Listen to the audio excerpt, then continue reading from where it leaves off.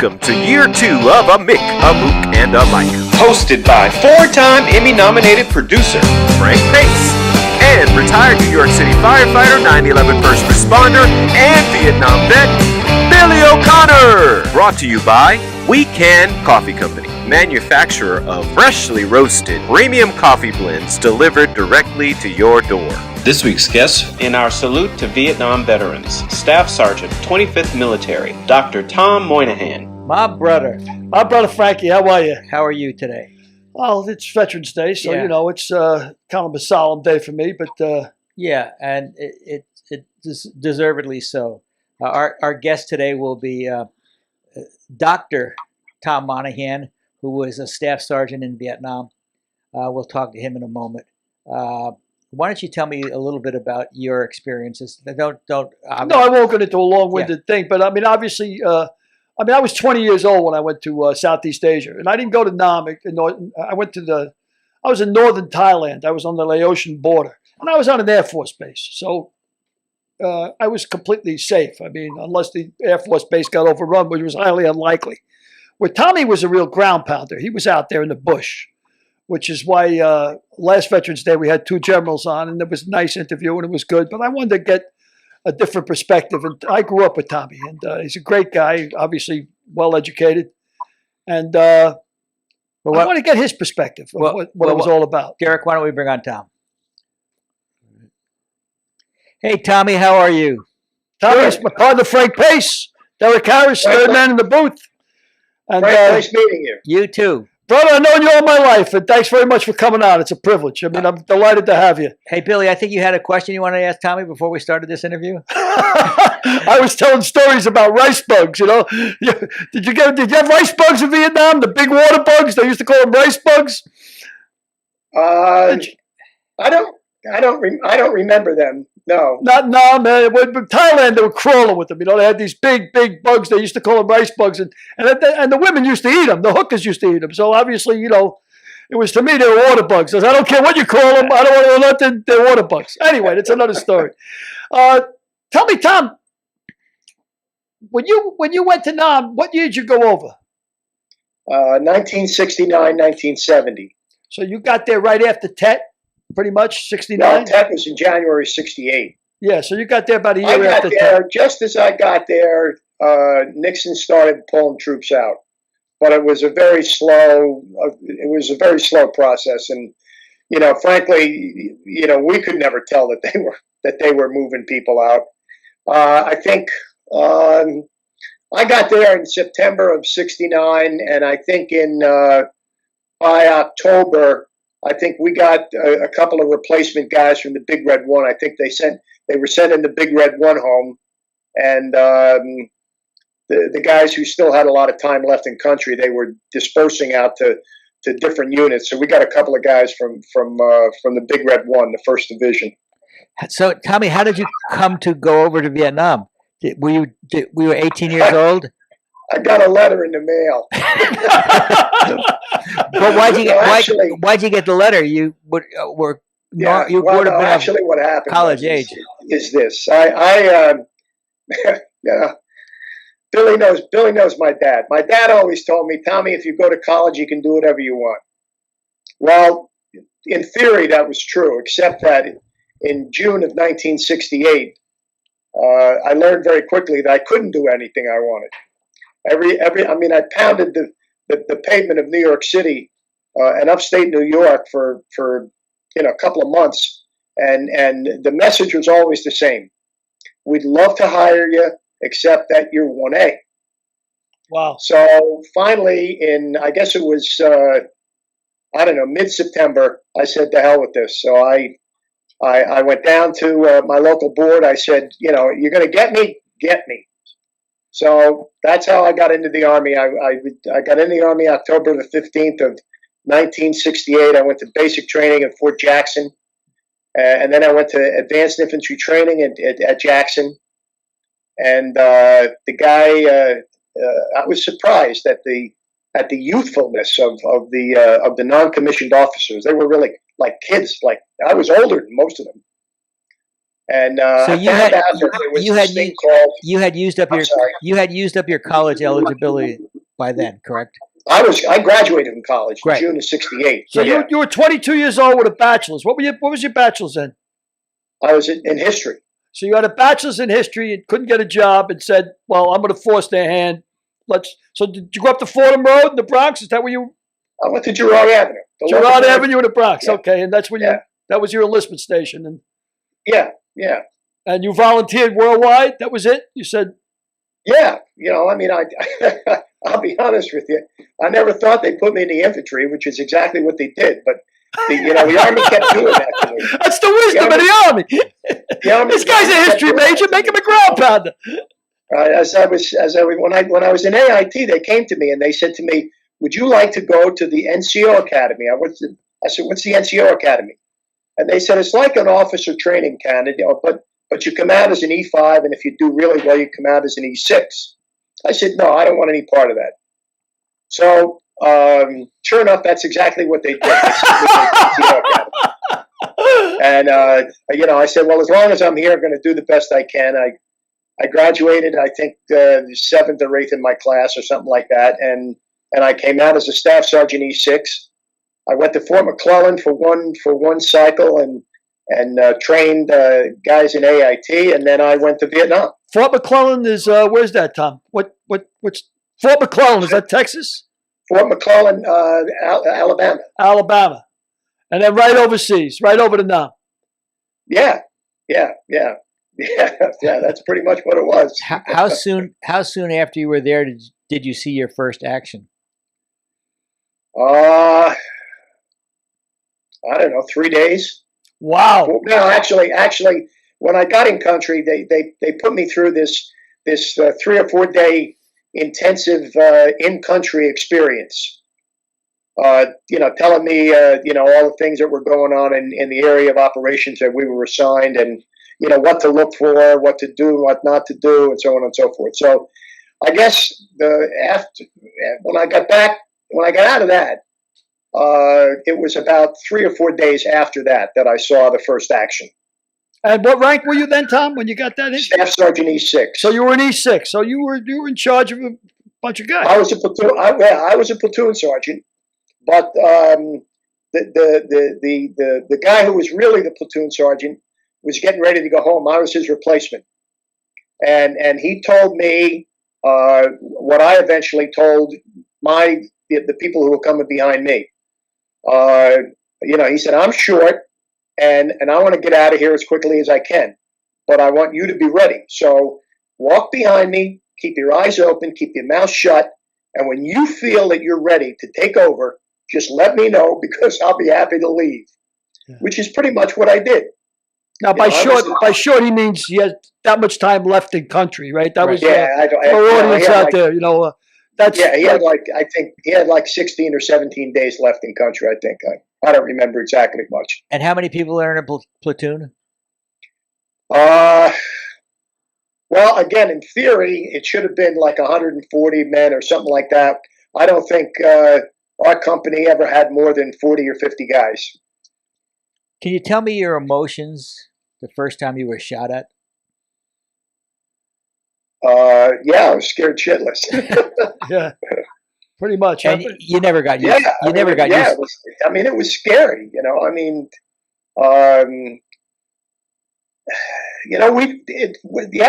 area that I was in, although we did have contact with the enemy. I mean, there's no question about that.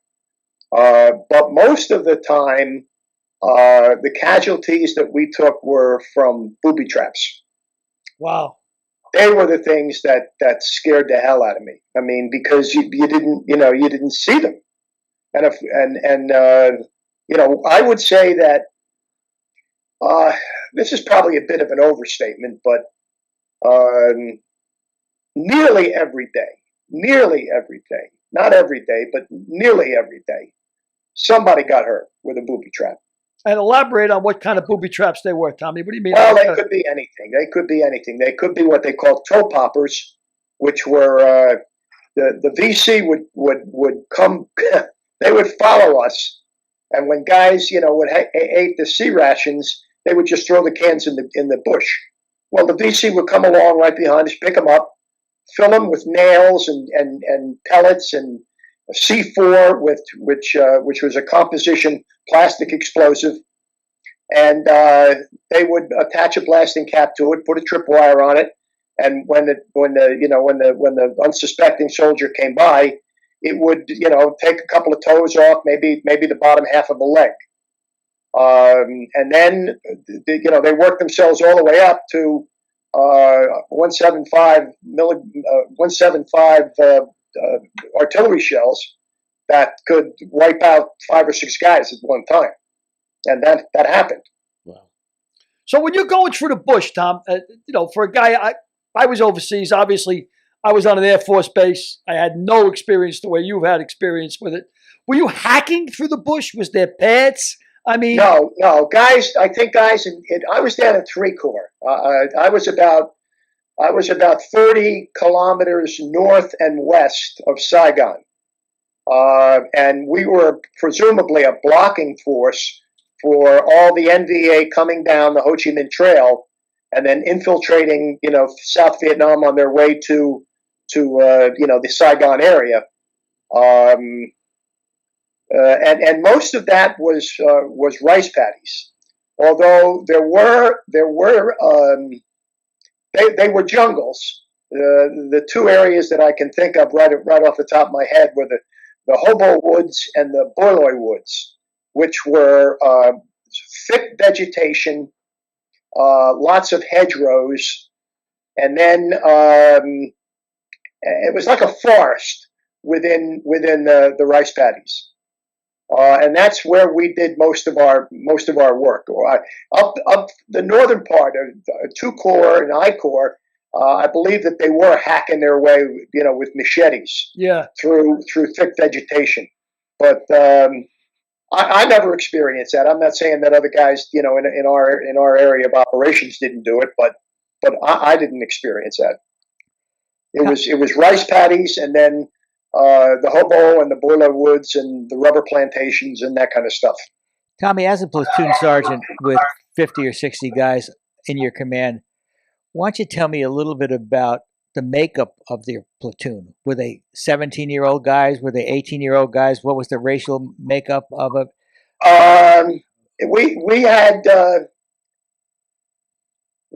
I would say it was maybe 80% white guys, 20% African American and Hispanic Americans. I think that the average age was probably 18 or 19. Wow.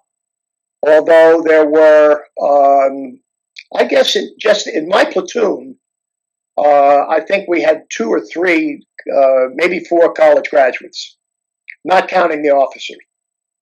I was one of them. Now, the camaraderie that you built up over there, I mean, you were there for a full year.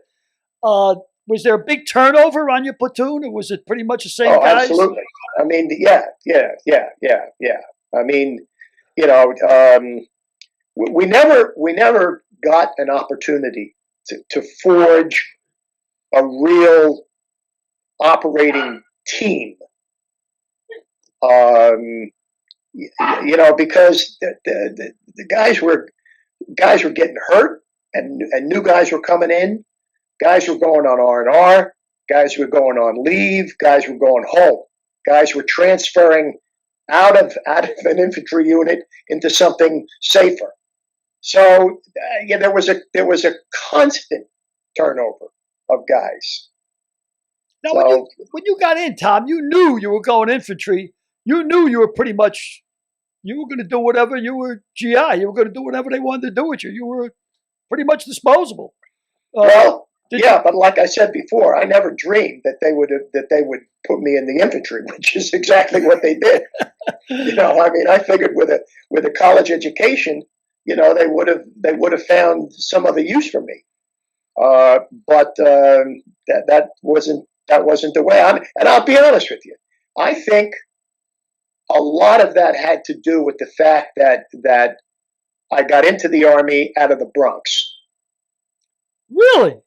Yeah, I had guys that I grew up with in the Bronx who I went to high school and college with. And when it came time for them to go into the service, there were 3 or 4 of them who transferred the point of entry from the local board in the Bronx to a local board in Syracuse, where I went to college. None of those guys wound up in the infantry. One guy played basketball, another guy was a lifeguard, another guy was a clerk in Virginia. I was the only one who wound up in the infantry. How'd you get so lucky? Yeah, I came from the Bronx. So you really think that had something to do with it? The fact you were from the Bronx? It's unbelievable. I do. Now, I have absolutely no evidence to support that contention, but I in the back of my head, I'm thinking, like Frank said, how did I get to be so lucky? But you said like the turnover was remarkable, and right. Obviously you described why.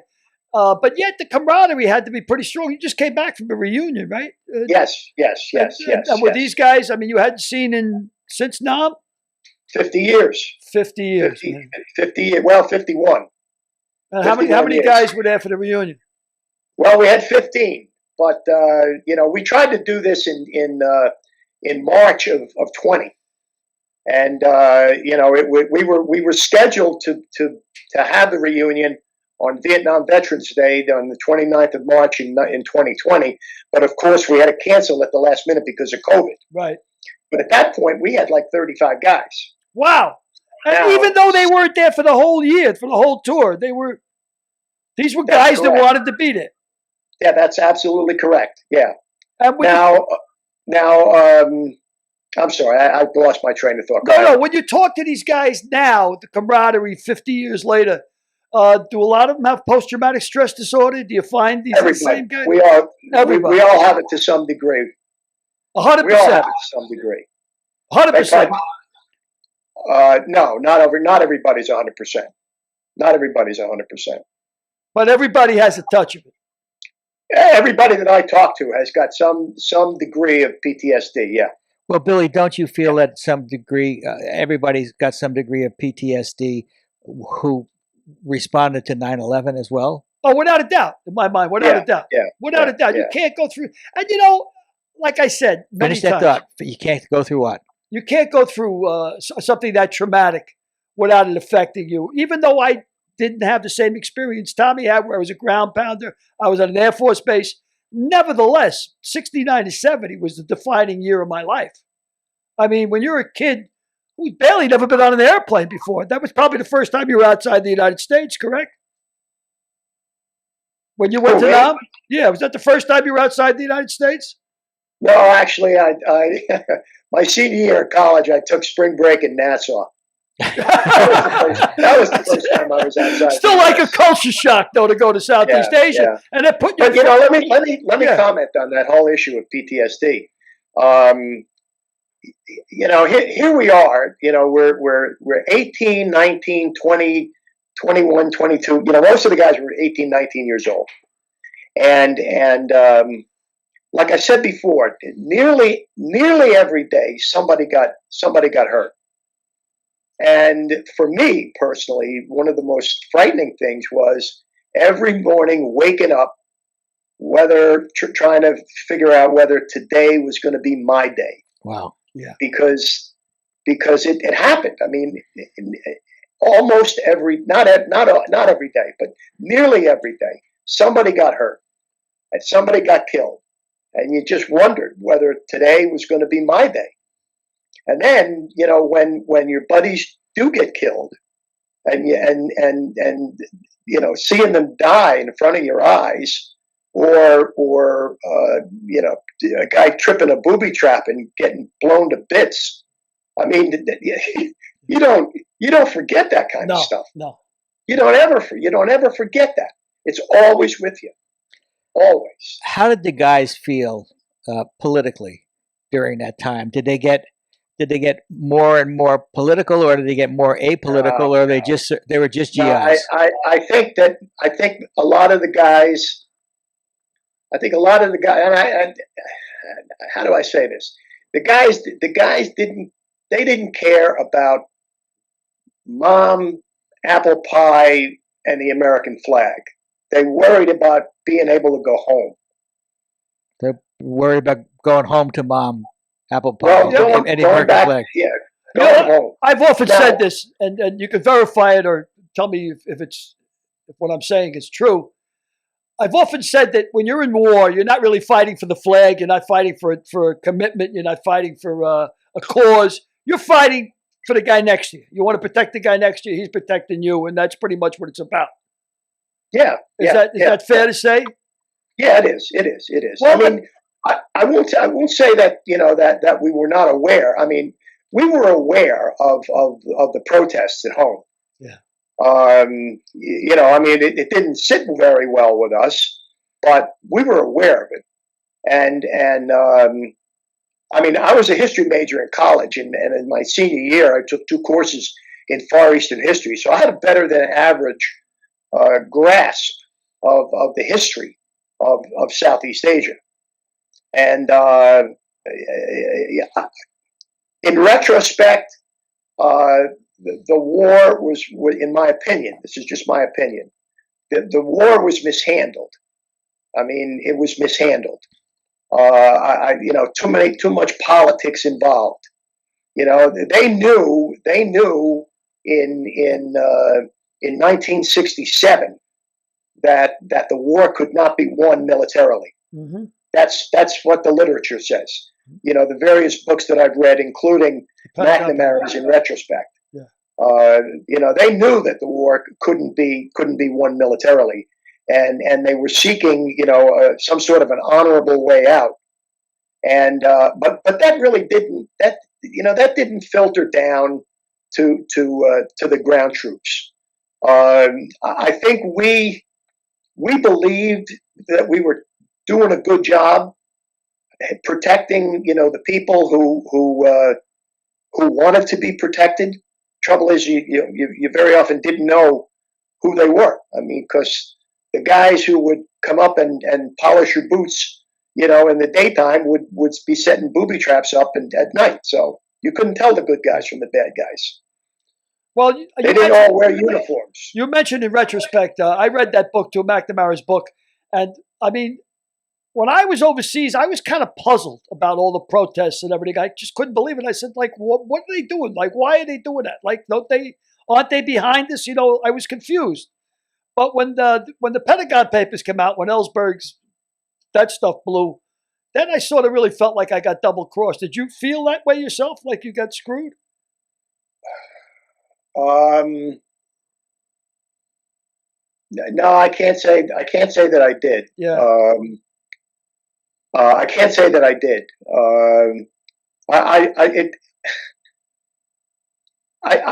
I guess it was not too long after I got there that I started putting 2 and 2 together, and I came to realize that, because we couldn't separate the good guys from the bad guys, and because we couldn't stop the infiltration of the NVA down the Ho Chi Minh Trail, and because we weren't supposed to be in Cambodia, although I can tell you that I was in Cambodia a number of times before we officially went into Cambodia. Really? Not too deep. Oh yeah. I mean, there was no red line in the sand. You didn't. We were off on a patrol, and by the time we looked at the map and figured out how many clicks we'd walked that day, we knew that we were inside Cambodia. So, but anyway, we didn't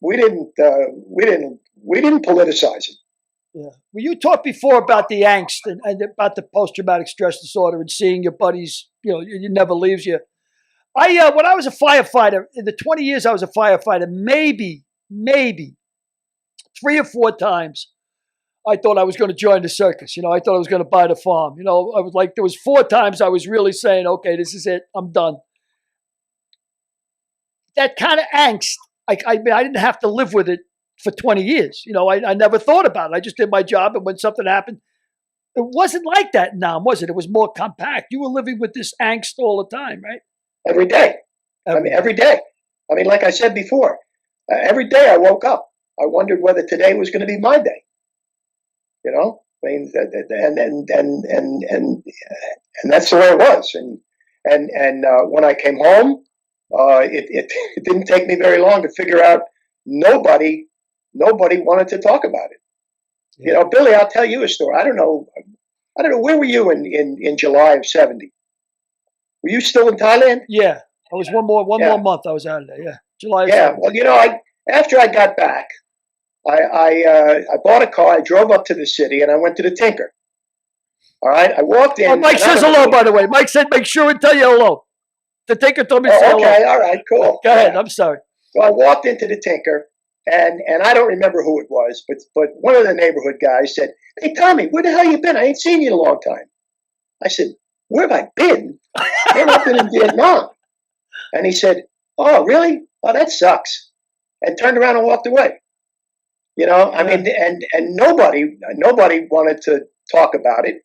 I literally went from the landscape of Vietnam to the campus of Syracuse University to pursue my master's degree in about 3 weeks, and the environment up there was not friendly to GIs, and I stuck out like a Thor's thumb because I was the only one who didn't have long hair, and of course I wasn't going to confess that I was a GI or a veteran. So, you know, I buried it. I buried it as deep as I could bury it. And it laid there for 30, 40 years. Yeah. And it was only in the late 90s, early 2000s, I joined one of the fraternal organizations, and I was with a whole bunch of other vets. And by that time, you know, it hadn't become fashionable, but it became acceptable to talk about Vietnam. And that was the first time that I ever brought it up. I mean, I got married, I raised 2 kids, and I don't think I talked about Vietnam once. Well, that's the American tragedy, that you guys weren't received as heroes when you came back, because I'm guessing that was just as bad as being in the jungles of Vietnam was being in the jungles of the United States, in an unfriendly United States. Yeah, that was tough. I mean, you know, that was tough. Like I said, I buried it. I buried it as deep as it would go. You know, we were talking about before the show. We were talking about Bill Burr, and he does a bit, and he talks about how Vietnam vets. It's his experience, and I agree with him. That guys who had seen a lot, guys who've actually ground pounded, they don't talk about it. Guys like me, I talk about it because I don't have that. I didn't see what you saw. You know what I mean? Like I said, it was still the defining year of my life. But it didn't. I don't know what it's like to think I'm going to die every fucking minute of the day, for 60 minutes, an hour, and then 24 hours a day. You know? Yeah. That's absolutely true. Like I said, you know, I mean, not every day, but nearly every day, somebody got hurt, and you woke up and you said, "Is today going to be my day?" Did you have to become and you can't tell me that doesn't wear on you. Oh yeah, Tommy, it wears on you. Did you have to, as a platoon sergeant, did you have to become sort of like a psychologist to the guys serving under you? Did you have to talk them down, or did you have to talk them out of their depression, or talk them out of their PTSD to get them to continue to do the job that you guys were all doing there? Yeah, well, I mean, you know, nobody knew about PTSD at that time. You know, and that was a term that came later. Yeah, but it was called shell shock. So, well, yeah, that was. It means the same thing. Yeah. I guess my not my hardest job, but one of the jobs that I took most seriously was making sure that everybody was alert. You know, I wanted to make sure that everybody was prepared. You know, so I would have, you know, individual, you know, kind of pep talks for guys that you know, looked like they were really having a difficult time. I suspect that the officers, you know, also did the same thing. Now, as a platoon leader, Tommy, was there any guys in your platoon that had been in country for more than a year, or on their second tour or anything like that? Yeah, we had a sergeant first class in E7 who was on his second tour. I had a first sergeant who was on his second tour. One of the company commanders that I had was on his second tour. A lot of the guys who were a lot of the NCOs who were on their second tours or third tours were working in rear area jobs. How they got them, I don't know, but they probably had been infantry at one point, early on in the early 66, 67, maybe 65, 66. But by the time their second tours came along, or even their third tours, they were working in the rear area, doing various jobs in the in the rear area in the base camp. Well, and there were some guys, Billy. There were some guys. I swear to God, they didn't even know there was a war going on. I mean, the base camp in Cucci, where I was, it had a movie theater, it had a swimming pool, it had a restaurant, it had a massage parlor, it had a bowling alley. I mean, I was just absolutely amazed. The food was great. I mean, I had the experience that these guys had. I was in a camp. I was in an Air Force base. We had 12,000 guys there. I mean, the perimeter was, they had it completely cleared. You couldn't have got near that base for 400 yards without seeing somebody coming. I mean, M60s all around the base, air police, totally fortified. Yeah, well, you heard about the tunnels of Cucci? Yeah. Okay, well, whoever the wizard was who plotted out the placement of the Cucci base camp apparently didn't know anything about the tunnels of Cucci, because they built the base camp right on top of the tunnels. So in 66, 67, the VC were popping up inside the wire, the camp. Holy shit! Out of the tunnels. Unbelievable. Yeah. So yeah. So I mean, there was no. What would you say? I mean, the anxiety was every day. Was there a few times you could pick out in your head that you were really sure this was it? You were going to buy it. You were scared to death. I mean, firefight. What was it? Yeah. Well, not so much in firefights, because typically it wasn't close order. I mean, we were maybe 50 or 100 yards away. And very often, you just hide behind a rice paddy dike, and every now and again, you just, pull your rifle up, put it on automatic, and just buzz, and then bring it down again. Now that was scary stuff. But I think that the one time I have to confess that we had set up an ambush just at dusk. And I was going to go back. I had a small patrol, guys, 5 or 6 guys. We set the ambush up, a mechanical ambush, we called it. And it was done with C4 and claymores and that, in an L-shaped ambush. Anyway, we were supposed to go back and meet the rest of the company. And I took the wrong path. I screwed up. I took the wrong path. And I walked right into a base camp. Luckily for me and the guys I was with, I saw them before they saw me. A base camp of North Vietnamese regulars or Viet Cong? They were probably NVA. They were probably NVA. The guy was the 2 guys that I saw were about 25 or 30 meters in front of me, and I called in a gunship. And I gave him the coordinates of where we were, and when they arrived, they were a quarter of a mile behind me. And I kept looking at my map and looking at the sortie of gunships, and all of a sudden it struck me, and I said, "Holy shit! I fucked up. I went the wrong way." And by that time, I was scared to death that, our position had been compromised. So I got the guys online and we just started firing. I don't know whether we hit anybody. There was some blood trails, but they went scampered right back down into the tunnels.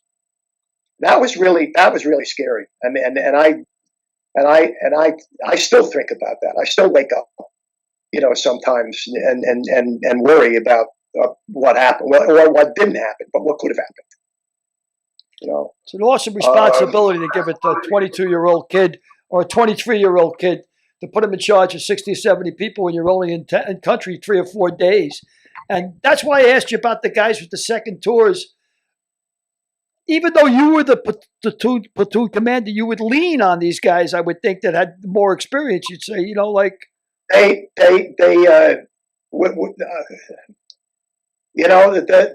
didn't see that much, Billy. The guys in the ground pounders, the grunts in our outfits were all kids.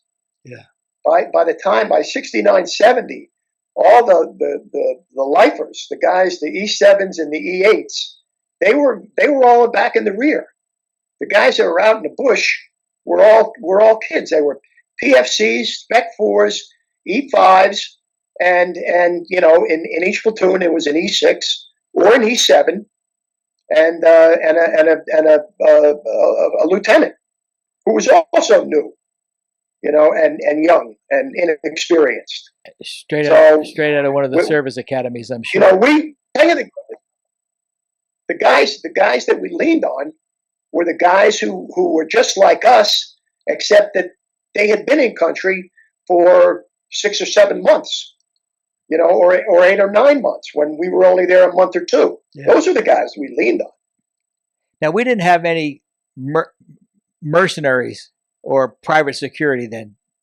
Is that correct? No.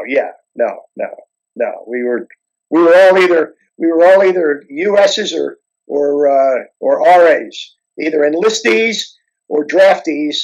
Although we did have a couple of National Guard guys. That was really surprising. They were only on a 6-month tour.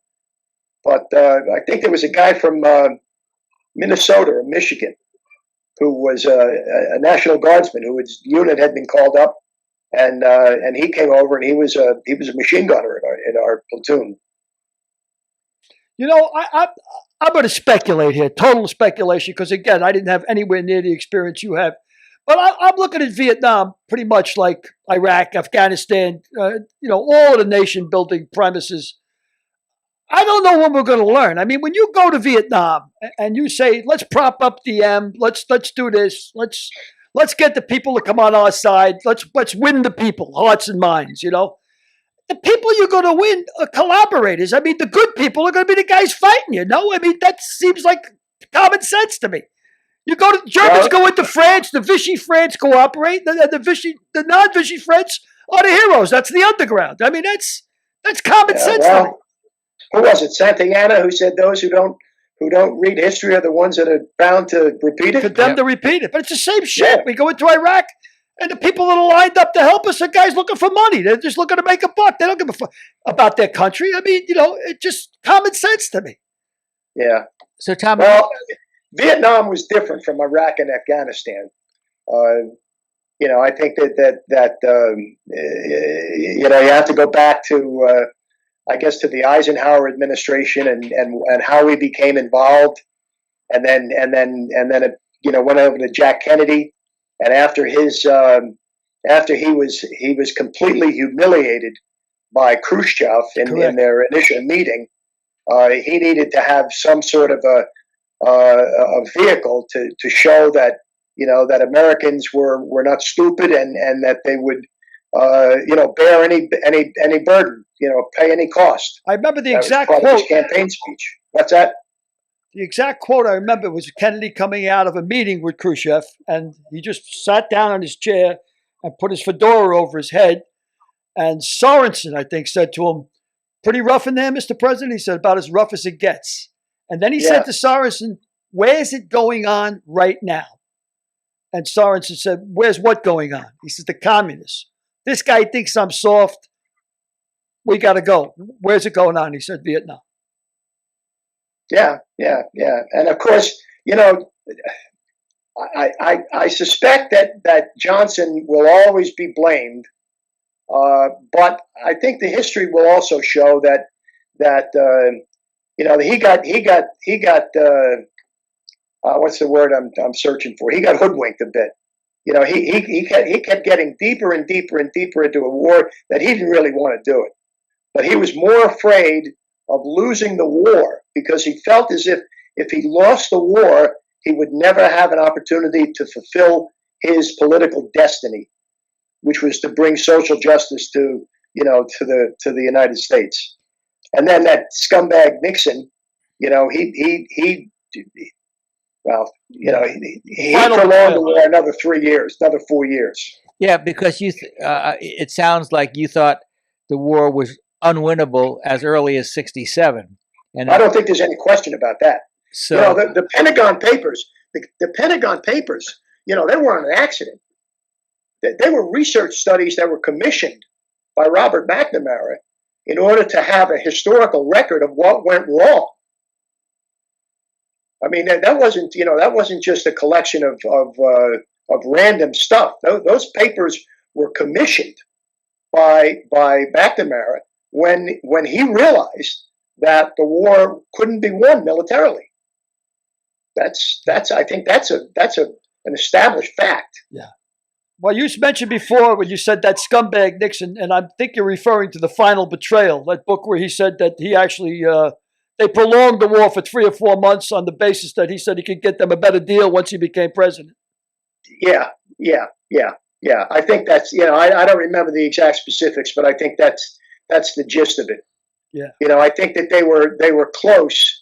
I think the history books will show that we were close to having some sort of a negotiated agreement as early as 60 early after Tet sometime, and then Nixon reportedly put the kibosh on that, and he got into his peace with honor stuff, and it went on until 73. Yeah. He got the Madam Shanghai check and had Madam Shanghai check tell the North Vietnamese that if he got in, they'd get a better deal. And they left the peace table. Yeah, well, that's what it says in The Final Betrayal. Now, whether or not, it was a another book, another one of many books I read about now. But, Jesus, Tom, this many years later, for you to say that, when you go to a reunion that 100% of the guys got some form of post-traumatic stress disorder, how could they not? What you're saying? Oh, absolutely. We got talking, as vets will invariably do. We try to, put some of the pieces together that were, not connected in our own minds, and collectively we would have a conversation about what happened on a particular day and why we did what we did and why we didn't do what we didn't do, and so on and so forth. And I recall one conversation where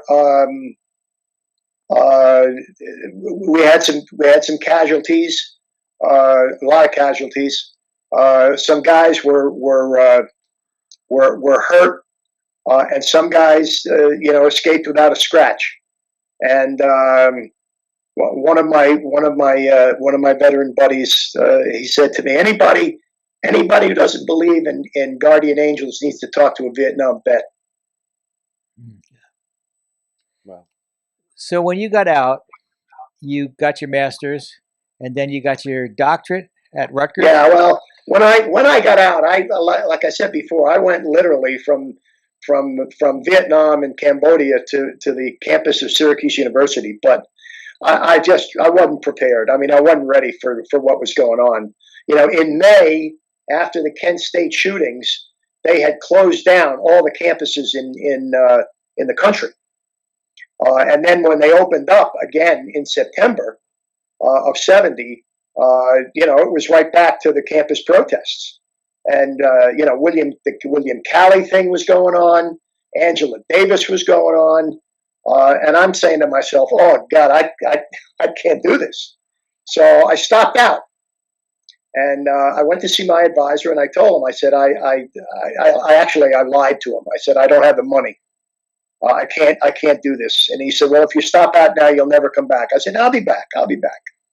Well, that was December of 70. I think it was 75, 75. I started back for my master's degree at Rutgers University in Jersey. And I said, okay, this is what I'm going to do.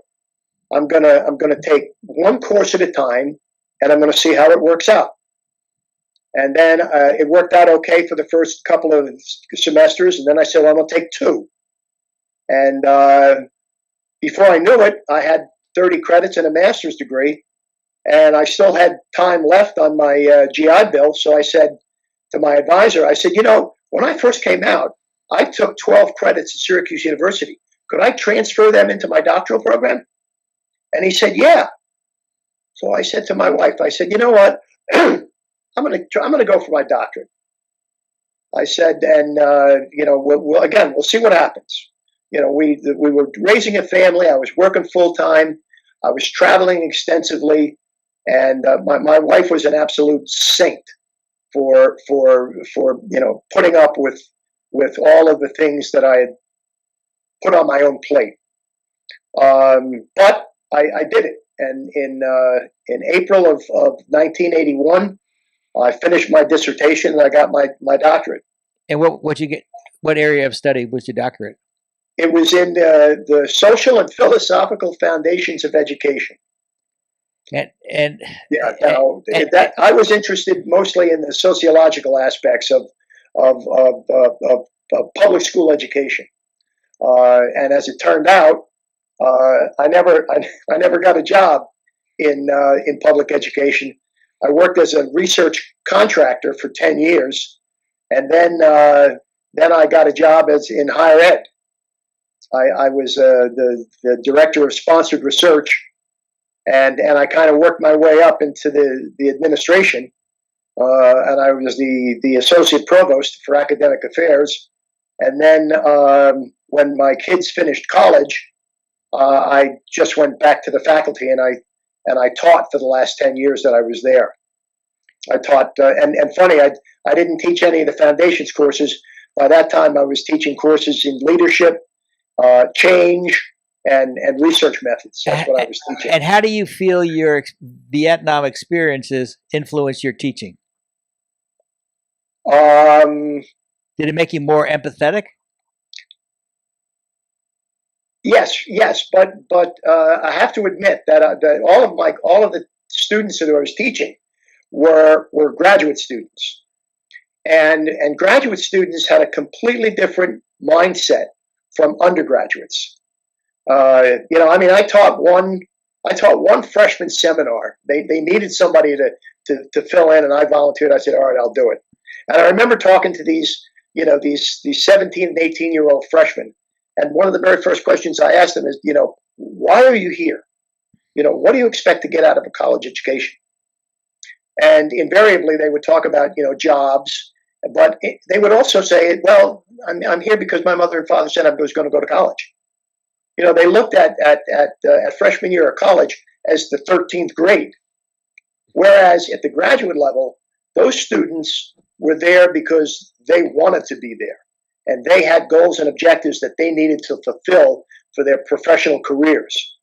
So it was I didn't have to what's the word I'm searching for? I didn't have to worry about dragging them hook, line, and sinker. They were very cooperative. They were very enthusiastic. They worked very hard, and so I wasn't terribly worried of having to deal with issues of sympathy and empathy. Well, it's remarkable, Tommy. I tell you, if you'd have told me in 1960, in 1964, if you'd have told me that my life turned out the way it was, I'd have told you were absolutely crazy. That's what I keep telling my kids. I said, don't ever say never, because you never know what's going to happen. You know. Hey, Tal, let me ask you a question that Billy asks me all the time. Why don't we teach civics in our high schools? Why don't we teach civics? Why don't we teach civics in the grammar schools? Yeah, well, why don't we teach civics at all? Again, I'm gonna give you my opinion, and that's all it is. This is my feeling.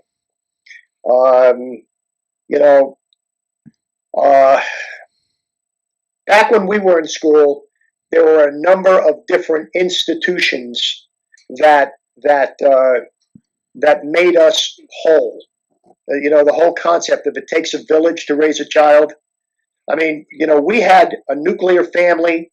We had, we had institutions like the Boy Scouts, the PAL, the church, and the school.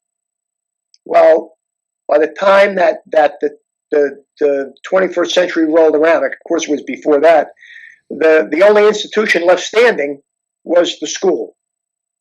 And the whole notion of it takes a village was kind of evaporating. And during the George Bush administration, he instituted this No Child Left Behind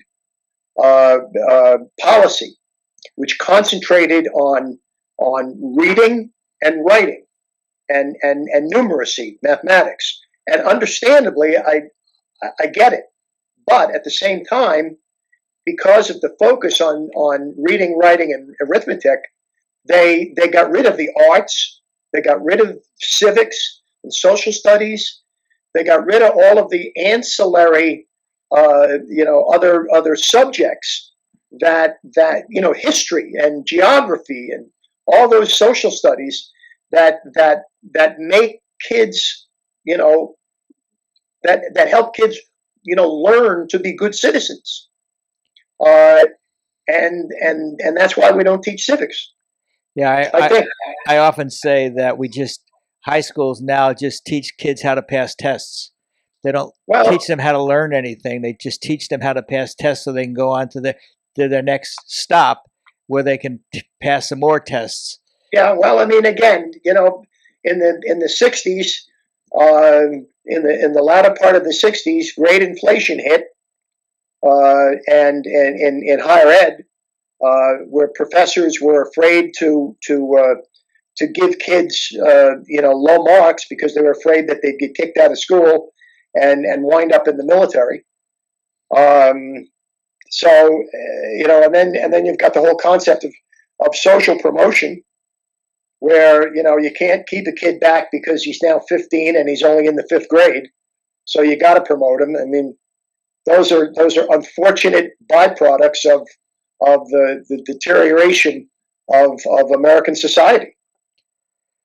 Yeah. Teaching civics today would be an interesting concept, because you couldn't really teach how a law is passed. You'd have to say, well, a congressman gets a lot of money from a corporation. He gets $2 million, and then he goes he forms a committee to get the guy's bill passed, so this way he can get a $45 million tax deduction. That's pretty much how you'd have to teach civics today, because we have a corrupt government. I mean, let's face it. Both sides of the aisle, this government is corrupt. It's sad, but that's the truth. My opinion. Well, my humble opinion. Billy. Yeah, I mean, that's all mine is. Mine's just an opinion. That's all. Yeah. Billy, you and Tommy have served. Derek's father served in Vietnam for a year as a military intelligence officer. My dad served in World War II. We're moving toward an era where there's not going to be a lot of service people anymore.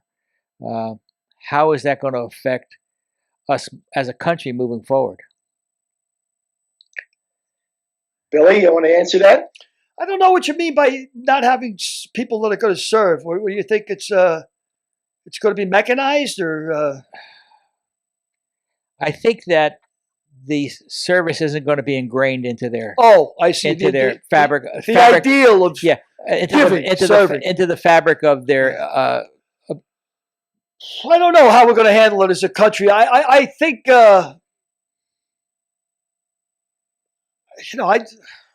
I hate to be a pessimist. I really do.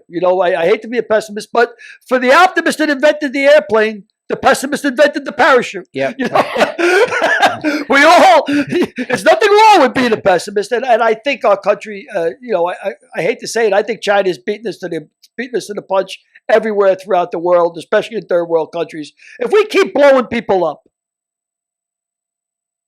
say we're bringing peace, bombs for peace is the analogy I'll use. Bombs for peace.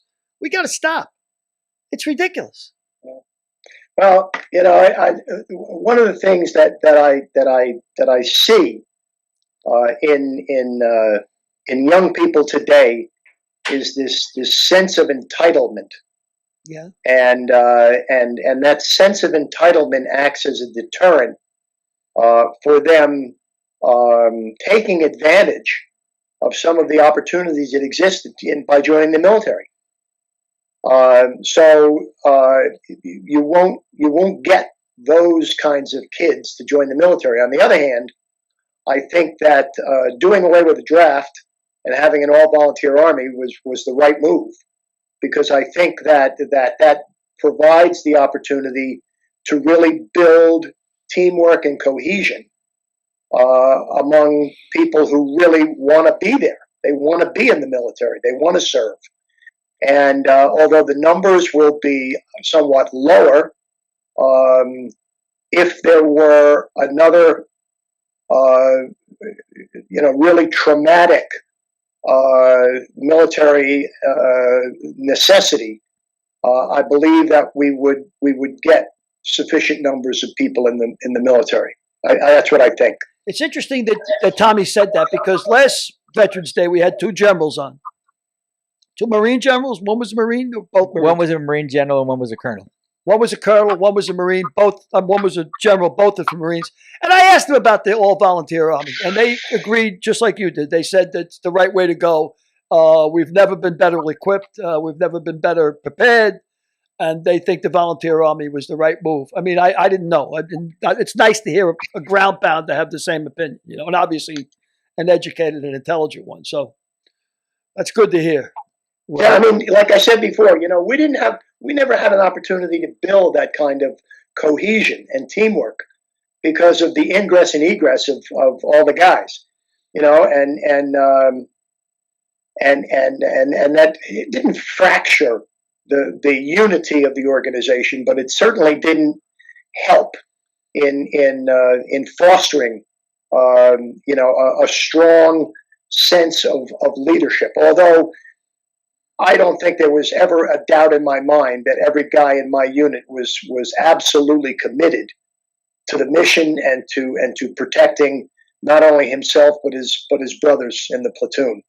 So it wasn't a matter of them being evasive. They were there, and they were going to do whatever was necessary in order to protect themselves and their brothers. Well, Tommy, you've given us a fabulous overview of what it was like to be in Vietnam and be a ground pounder. Derek, do you have any questions for Tommy? Billy, I'll give you the final word. Just, Tommy, I just want to thank you. And I know it wasn't an easy interview for you. I know it wasn't something that you really wanted to do. And as you know, I talked to Johnny Vince and I talked to a couple other guys, and they were just to the point that they didn't want to talk about it at all and couldn't talk about it. So I know it wasn't an easy interview, but so thank you so much for coming on. Well, because it was very illuminating for me, believe me. And Johnny got beat up pretty good. When he was in Vietnam. He took a. He spent a lot of time in the hospital. He was banged up, very, very much. So I don't blame him for saying. Oh no! When I talk to him, and me and Johnny are still very close. I mean, just like everybody from the neighborhood is, And I called up Johnny, said, Billy, I'm still going to a psychiatrist, and this is, I just can't. I can't talk about it. And I go back to the thing, well, I can talk about it because I didn't see what he said. I didn't live under that pressure of every fucking minute. I thought I was going to die. I don't know what would happen to me if I lived a year like that. I can tell you that it was still the most defining year of my life, even though I was on an Air Force base. So I can't even imagine. I'll tell you, you're absolutely correct, Billy. 1969, 1970 was the most exciting time of my life. It was a time when the adrenaline was always pumping, 100%. The excitement was just unbelievable.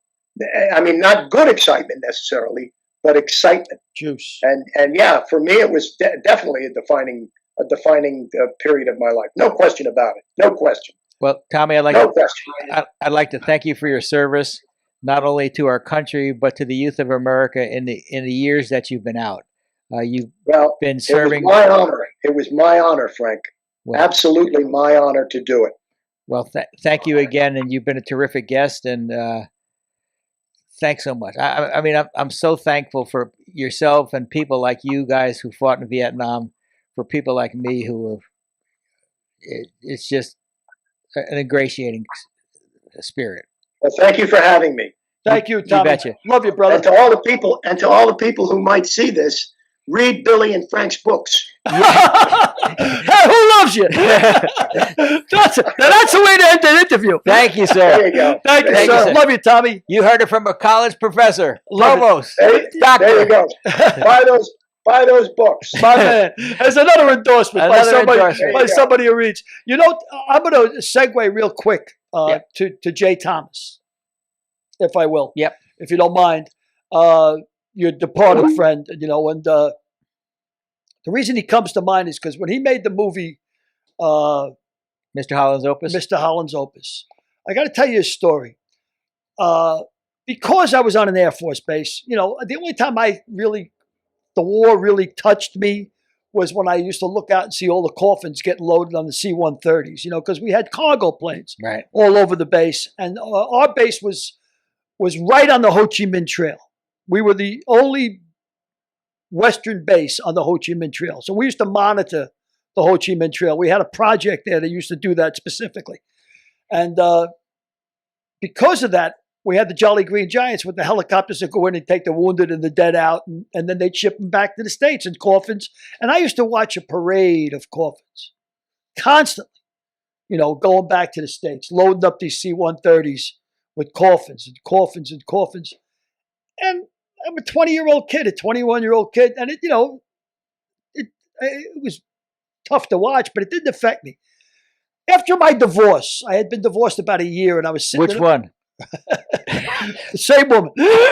My first divorce, and I'm sitting in a movie theater with my 3 children. I guess my oldest was about 10, Megan was about 6, and Timmy was like 4. And I went to see Mr. Holland's Opus.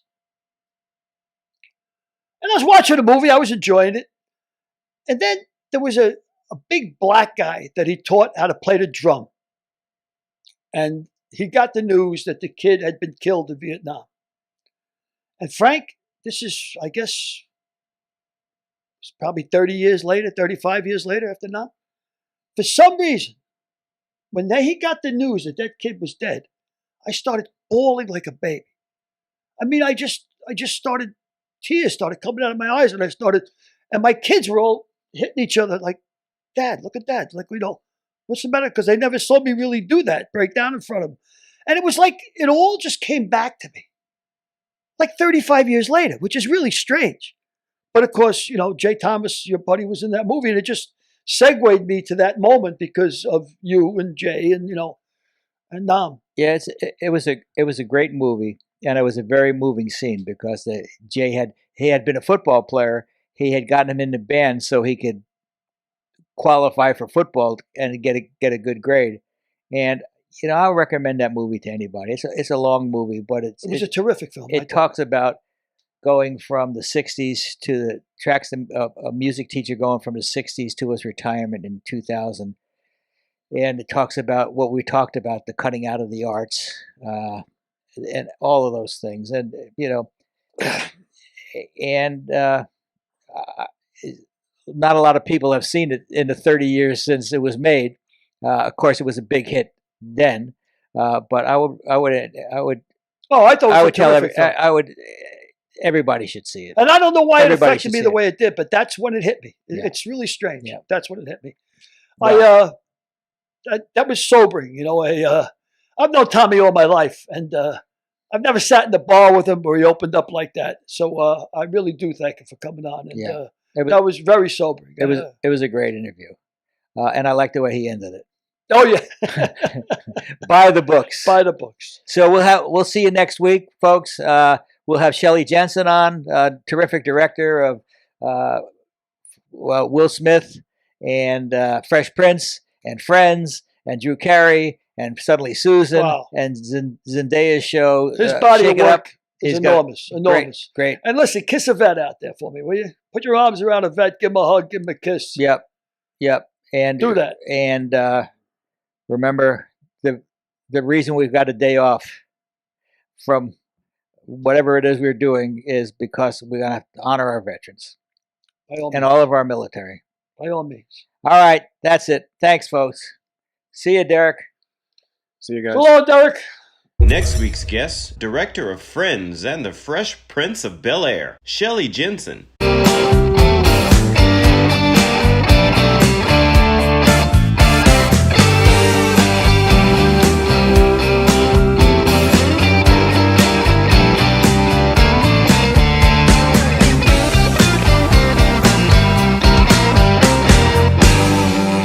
We'll see you next week.